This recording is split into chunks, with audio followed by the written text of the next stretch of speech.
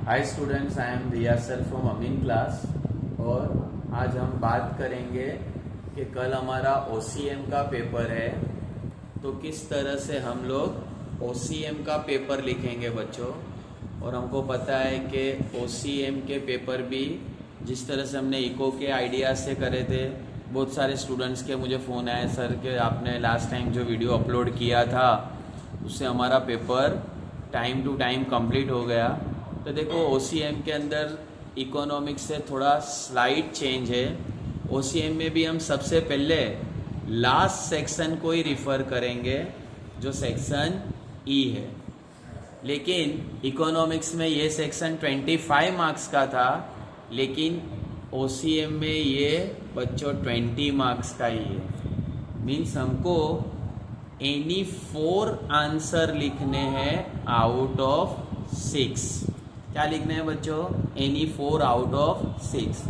तो same concept पे जाओ जैसे हम लोग ने इकोनॉमिक्स में आपको बताया था। और मैंने आपको इकोनॉमिक्स में एक बात बताई थी, अगर वो आप वीडियो को देखोगे वापस, कि चाहे ओसीएम हो कि इकोनॉमिक्स, 3 मार्क के क्वेश्चन ही 5 मार्क के क्वेश्चन जितने लिखने के होते हैं। और देखो इस तरह का ही पेपर आया था। आप देखना सारे सेक्शन के जो लास्ट ईयर के पेपर थे वो 5 मार्क्स के थे, लेकिन मैंने आपको जो इम्पोर्टेंट दिए थे 3 मार्क्स के, वो सेम 5 मार्क्स के अंदर आए थे। मीन्स उन्होंने अब क्या कर दिया है कि जो बैठा पेपर जो उन लोग उतारते थे हर साल, कॉपी करते थे, इस बार उन्होंने थोड़ा ट्रेंड चेंज किया है। तो मैंने जो पॉइंट आपको दिए थे अंदर अंदर से वो पॉइंट उन्होंने पूछे थे। मीन्स एक पॉइंट याद कर लो, अगर कोई भी पॉइंट आए तो आपको फिर लिखते आना चाहिए। तो देखो अगर हम ओसीएम की बात करें तो उसके अंदर भी हम लोग 20 मार्क्स के अंदर, यानी हमारा 20% कंज्यूमिंग है ये। और हम 180 मिनट की बात करें तो 180 के 20 मिनट्स ऑलमोस्ट 36 मिनट्स होते हैं। कितने होते हैं बच्चों? 36 मिनट्स। तो अगर हमको ये सेक्शन पूरा करना है तो हम 36 मिनट्स लेंगे। सेम कंसेप्ट, पॉइंट वाइज लिखो, एक्सप्लेन डिटेल में करो बच्चों। और हमको पता है कि इसमें से कौन से चैप्टर आते हैं, बोलो बच्चों, आपको थोड़ा तो ध्यान होगा ना। तो हमको पता है कि इसके अंदर एक प्लानिंग का चैप्टर है, ऑर्गेनाइजिंग का है, मैं तो बोलता हूँ ऑर्गेनाइजिंग भी कर दो, स्टाफिंग है, रिक्रूटमेंट है, डायरेक्शन है, कंज्यूमर का जो चैप्टर है, समझ में आया कि नहीं, उसके राइट्स है, ड्यूटीज़ है, ये सारे के सारे चैप्टर हमको आते ही है। लेकिन जो 3 मार्क के क्वेश्चन भी मैंने आपको दिए थे वो सेम इसके अंदर आप क्या करोगे, 5 मार्क्स के लिए भी तैयारी करोगे। अगर ये सेक्शन हो जाता है बच्चों तो हम इधर जाएंगे सेक्शन डी। सेक्शन सी नहीं सोल्व करेंगे हम ओसीएम में, हम जाएंगे सेक्शन डी, जिसके अंदर हमको एनी 8 क्वेश्चन लिखने हैं आउट ऑफ 12। मीन्स इसका वेटेज होगा बच्चों 24 मार्क्स। कितना मार्क होगा? 24 मार्क्स। और ये भी बच्चों एक डिटेल वाले हैं। हम कभी भी 3 मार्क का लिखेंगे ऐसा नहीं समझेंगे कि हमको शॉर्ट में लिखना है, हमको इसको भी एक्सप्लेन अच्छी तरह से ही करना है। अगर ये 2 सेक्शन आपके हो जाते हैं तो देखो इसका वेटेज होता है 44 मार्क्स, यानी ऑलमोस्ट आप इसके अंदर 1.5 आवर भी यूज करोगे तो भी चलेगा। जब आप नए जाते हो, थोड़ी एनर्जी होती है आपके पास, एंथुसियाज्म होता है, आपको थोड़ा याद होता है, तो मेहरबानी करके सबसे पहले सेक्शन ई रिफ़र करो, सेक्शन डी करो। उसमें आपने जो भी लेंदी क्वेश्चन है वो लिख दिए होंगे, आपका टेंशन ख़त्म हो गया। अब आपको क्या सॉल्व करना है? Answer in 1 sentence, MCQ.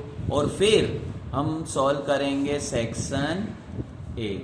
देखो ओसीएम के पेपर को अजू भी बच्चों अगर हम बात करें तो 24 घंटे से कम समय बाकी है, लेकिन आप सुबह, मॉर्निंग, आफ्टरनून, इवनिंग, जब आप सोने की तैयारी करो, आप सोने के बाद उठने की तैयारी करो, तो मैं तो बोलता हूँ कि एमसीक्यू को एक बार रिफ़र करो।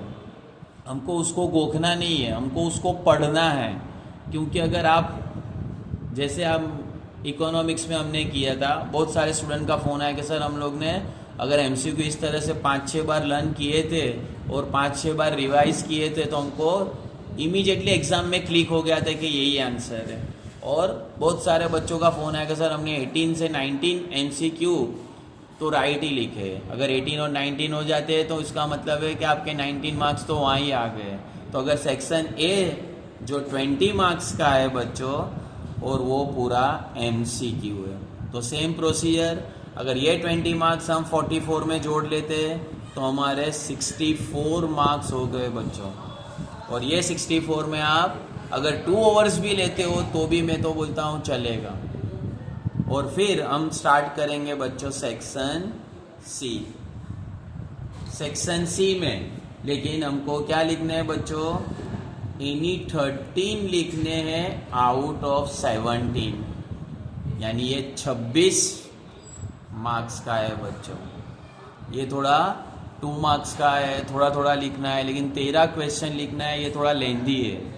मीन्स अगर आप लोग ने 2 लेंदी सेक्शन लिख दिए फिर एमसीक्यू लिख दिए तो थोड़ा आपको मेंटली जो स्ट्रेस है वो खत्म हो जाएगा, बिकॉज आपके 64 मार्क खत्म हो जाएंगे। फिर आपको ऐसा ही होगा बस अब सेक्शन सी और सेक्शन बी है।